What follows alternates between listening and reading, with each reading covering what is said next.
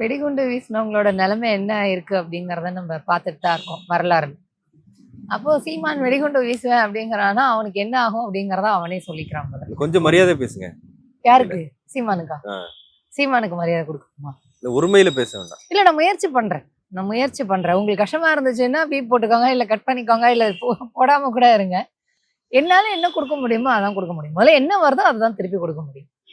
முதல்ல உங்களுக்கு ஃபர்ஸ்ட் ஒரு நன்றி சொல்லிக்கிறேன். இருக்கிற நெறியாளர்களை இப்பதான் நீங்க பெரியார் குறித்து சீமான் அவதூறு அப்படின்னீங்க. அது வரைக்கும் எனக்கு சந்தோஷம். ஏன்னா சீமான் ஒரு கருத்து சொல்லியிருக்காரு. அது அவதூறுன்னு நம்ம சொல்ல வேண்டியதா இருக்கு. அதை நீங்க அக்செப்ட் பண்ணிக்கிட்டு அவதூறு அப்படிங்கிறத சொல்லியிருக்கிறத நான் முதல்ல சந்தோஷப்படுறேன்.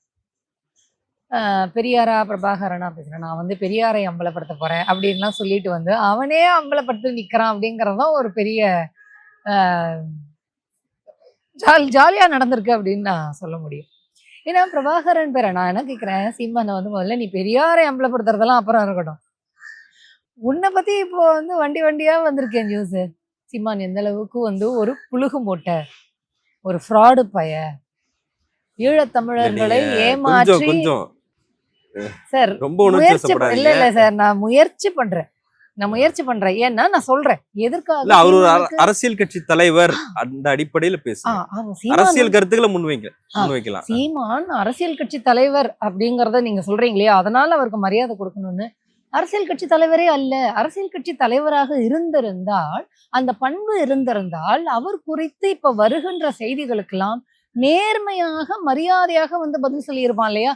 பத்திரிகையாளர்களே மரியாதை இல்லாம மண்டையை அடிச்சு விடுவேன், செருப்பகல்டி அடிச்சு விடுவேன் அப்படின்னு பேசினவர் தானே சீமானு.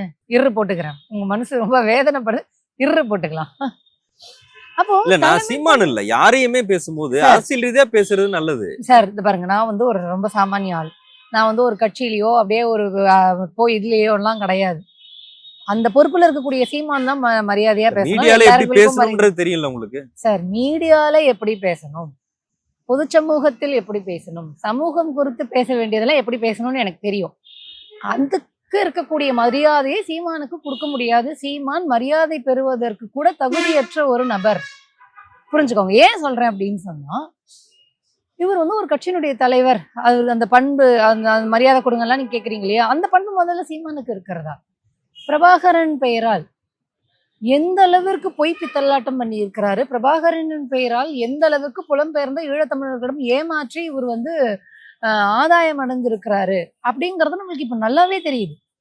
சீமான் பொய்யை மட்டுமே, நீங்க சொல்றீங்களே அவர் ஒரு அரசியல் கட்சி தலைவர், அந்த ஸ்டேஜ்க்கு அதாவது நீங்க சொல்றீங்க அவர் அரசியல் கட்சி தலைவர், பொய்யா மட்டுமே பேசிட்டு இருக்காரு. எப்படி சார் மரியாதை கொடுங்கன்னு சொல்றீங்க?